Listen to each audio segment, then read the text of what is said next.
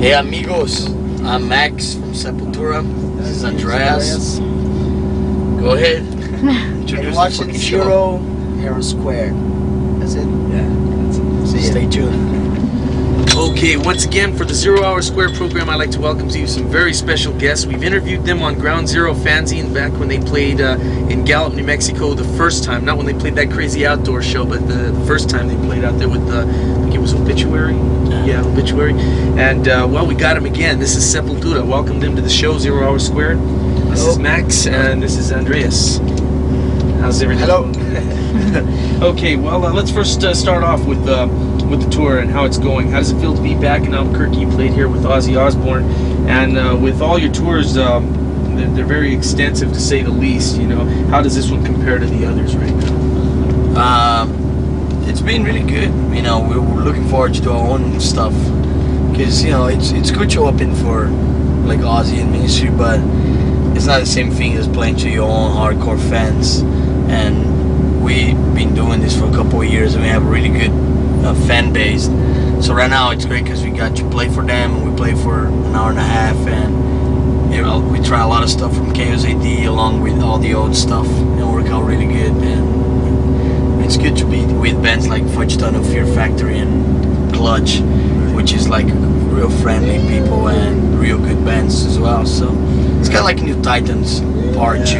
Oh, cool. But all the bands get along, and it's really cool. This time we're like planning more, you know, the tours, feeling totally our time now, you know, really to start thinking of the new album faster than before. You know, we spent like 2 years touring for Arise, but like have breaks for 1 month, 2 months, you know, so that take time a lot. So I think this tour is gonna be more quick, you know. Right. Give us your personal views and how you feel on what you have, what you have achieved with your new album, Chaos AD.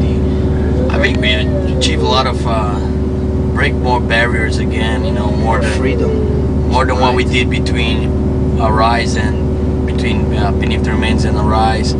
Between Arise and this one, there's a really big change, and I mean, people like or not, they have to admit that we did try a lot of different stuff, and we didn't got stuck on that cliche death thrash thing, you know. So we were happy, man. We got to try all these things, and I don't think we had to sacrifice our music or our lyrics or nothing for that. I think it's still very aggressive. It still comes totally honest from the heart. It's just more interesting, you know. I think for ourselves, you know, to keep playing these for a long time, you have to recycle yourself, kind of, you know. So we did that, and I think it was the best thing because now, you know, we feel free to do whatever we want, and we're gonna carry on doing it for a long time. Right. There are some pretty, like you mentioned, the break between Arise and Chaos AD. How did that affect the band and the outcome of Chaos AD?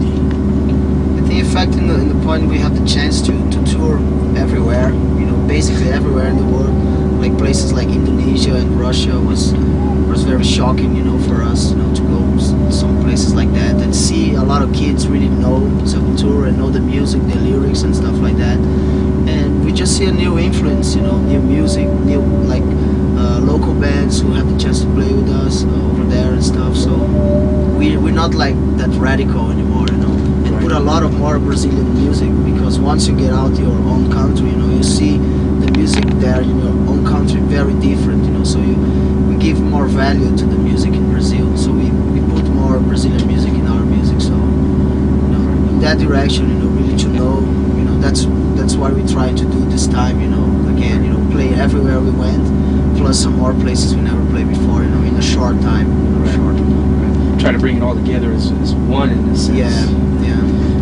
As far as Chaos AD goes, there are many new twists and variables, which you mentioned, where we kind of try to break away from the cliches of many different genres, you know, not trying to, you know, more diversity. This album, you guys were real successful in breaking out the diversity on this album. It's I commend you guys on it. It's a very good job. Amongst your music, for example, with songs like Amen, in the way of growth, how would you say that your music has grown as a band, and on a people level? Elaborate on the growth as individuals has gone since the beginning of Sepultura. I think from trying all kinds of stuff, like from Schizophrenia being really kind of like a complicated album. Beneath the Remains kind of like be messy and complicated as well. We kind of like get more simple on the last one, and did stuff that was done like we used to do on the really early days, which is just throw a riff here and a riff there, and that would be the basic of the song, instead of being too much worried about put so many riffs or make it so complicated so people can think that, oh, this is very hard to play or whatever. It was just like whatever it feels good, whatever it felt good, we add on. I think as far as musician goes, everybody knows what we can do, so I didn't try to sing like a lot of bands you see, they put albums out and then the singer had a killer voice and then he just tries to sing like somebody else because maybe he likes somebody else that can sing or something like that, and then he totally screwed up his thing, you know. And I never tried to do that because I can't sing like Bruce Dickinson, so why should I try, you know? I just say like, you know, I just not my gig. I like my voice the way it is, it's original, it fits with the band, and I just try to do more different stuff when it comes to writing lyrics and playing the songs, you know. Right. One of the things, there's two things I noticed. This is, I think, the 5th time I've seen you guys, and every time I notice, it seems like you guys enjoy the hell out of your job, and that's one of the best things in life. Another thing I noticed, as far as what you write about and how you put together your music, and of course this goes back to the influence of, we noticed you wearing the Black Flag shirt, and we were talking about GBH earlier. And punk rock has evolved into so many different hybrids and stuff, but you guys remind me so much of a lot of the earlier type of punk rock bands back when it first initiated in the 80s, as it did, you know, where bands were making a change in their countries and that kind of thing. How is it important to you guys to convey a message and get across to the people, to your audience, of what you have to say? I think it's important because that's why you spend the time, you know, trying to come out with something that made people think or whatever. That's why we take our time and write songs like Territory and Nomad, you know, about the tribes and stuff, because people, believe it or not, we are concerned about those things, you know, and it bugs us when we see that people like that are getting fucked up. Yeah, the most powerful thing we have is the music itself, you know, and everything we have to say we write on the lyrics. So we're not politicians who try to convince everybody each day, you know, trying to change words to convince somebody to whatever, you know. So we have one point of view and we just express that on the music, and people relate with that with different point of views or whatever, you know. So at least people start thinking about some topics, you know. It's very important for everybody's lives and stuff. Yeah. So. Everything adversely affects everybody in either a direct or an indirect way, and it's seen through the eyes of... It's cool we have the chance I think, to talk with a lot of people. I had a lot of pride when people refer us as intelligent metal kind of, you know, whatever, a thinking band. Because I think there's a lot of negative bands in the scene, you know. I don't want to mention names, but a lot of them just like kind of like bring the Nazi thing back, bringing so much stupid thing back, you know. And we just rather at least on what we're doing, something that it brings up something that make people think. Even if people can grab an album and think it's a real negative album, in the end, these people they're just afraid to face the reality which is around them, which is fucked up, you know. Unless they live in Beverly Hills, you know, and they don't see that. But most of our fans, man, you know, they live with that shit. You know, we came from the same place, you know, same kind of life, you know. Like when we grow up, you know. We were talking about that yesterday. We go to shows in Phoenix, you know, and then we see a crowd that's all like everybody well dressed or whatever, you know, like really hype and happy. And then you go to see Sepultura concerts. 80% is Indians, like the other 10% is Mexican, and the other 10% white kids, but totally crazy and shit. So it's a totally different audience, man. You don't see that in any other show. Just you know, it make us really proud. You know, it's like really cool. An important message that I notice is especially real been heavily strong by you guys is the racism against it and stuff.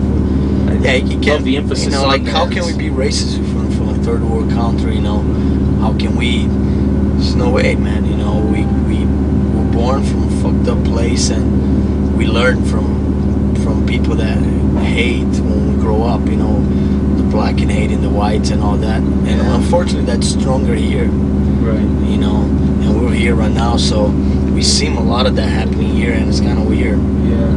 I think it's just a growing process, and we've got a lot of growing pains to get through, but eventually, I think. Yeah, like in Brazil, sometimes you see people that's racist, and like black people that are skinheads and they're Nazis. Black Nazis. You know, I just don't understand. Yeah. You know, it's very. We really don't have information really to do something. So we at least we're not racist at all. I think we're the least racist band around, not sexist, nothing like that. You know, we actually very Musicians that just are mellow. We're into music. You know, we're not into all this other shit.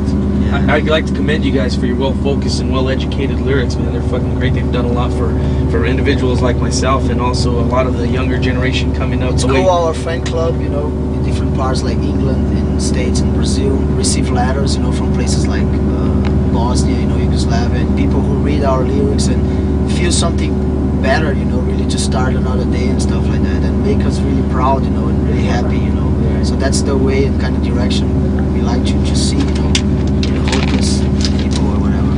What is referring back to the album? What is your favorite part of the album that you'll never forget about this particular the making of this particular album, KLCD?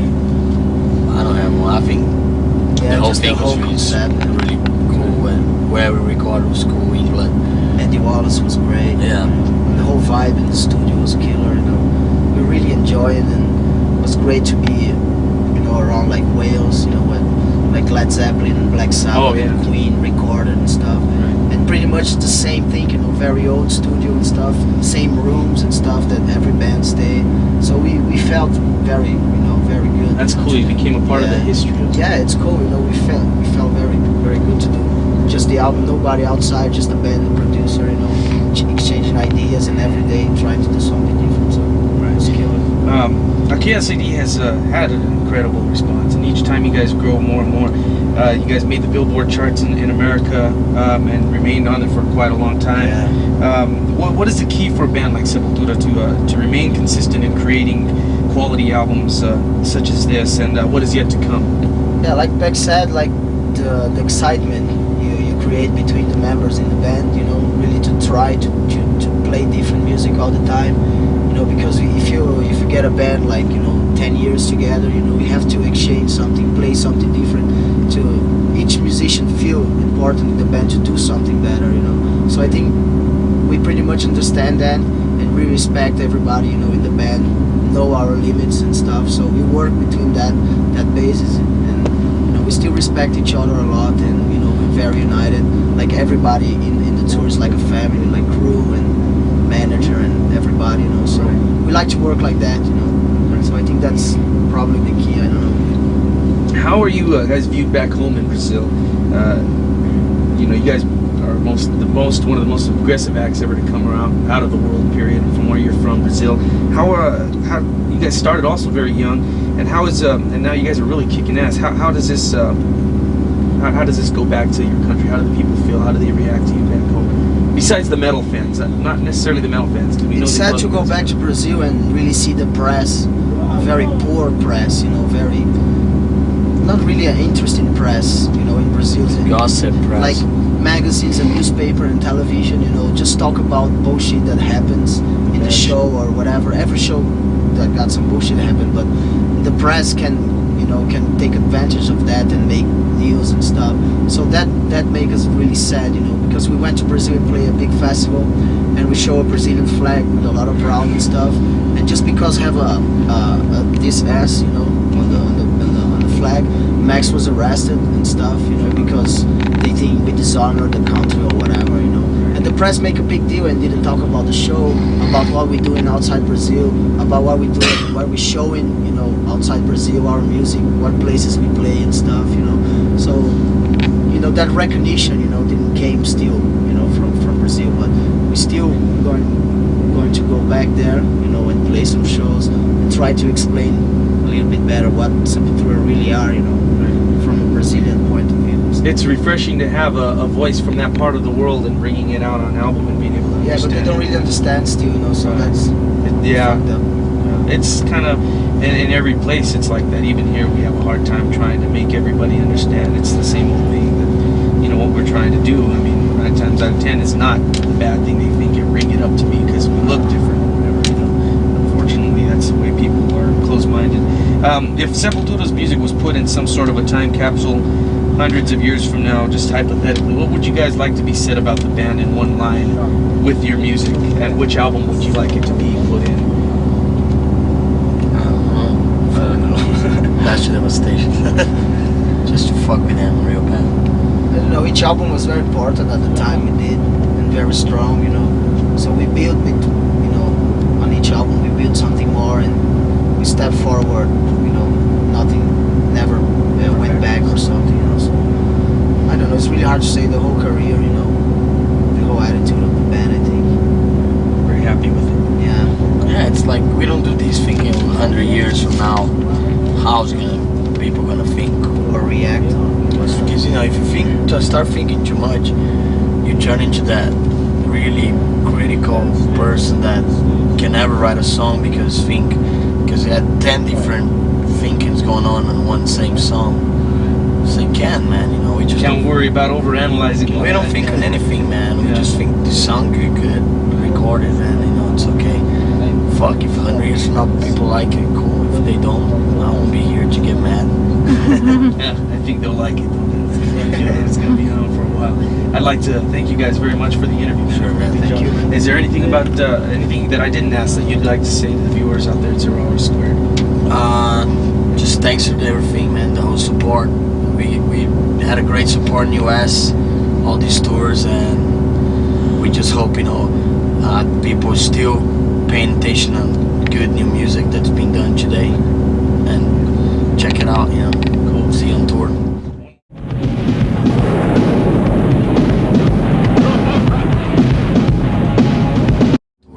One more thing, if I could ask you guys to do a plug for my show, just say you're watching 0 Hours Squared. This is Max and Andreas from Sepultura. Squared like E equals MC squared, little number